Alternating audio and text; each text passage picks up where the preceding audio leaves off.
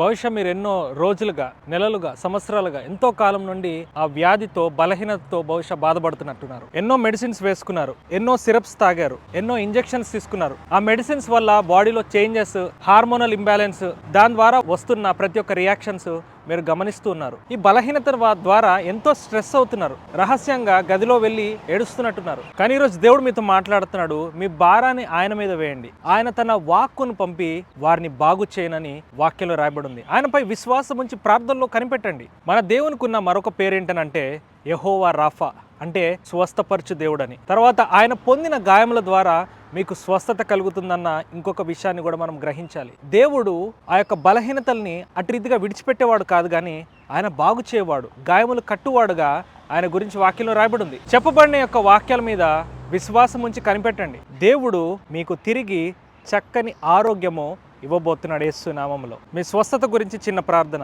పరిశుద్ధుడా, ఎవరైతే ఈ యొక్క వీడియో చూస్తున్నారో, ఎవరైతే వ్యాధి బలహీనత ద్వారా బాధపడుతున్నారో, దేవనైనా స్క్రీన్ అవతల ఎవరైతే పర్సన్ విశ్వాసం కలిగి ఒక ప్రార్థనలో ఏకీభవిస్తున్నారో, వారి యొక్క ఎముకలను, నరములను, కణములను, మూలుగులను, అవయవాలను, దేహమును, వారి యొక్క ప్రతి కణమును నీ యొక్క శక్తితో, నీ యొక్క జీవముతో వారు నింపబడుదురుగాక.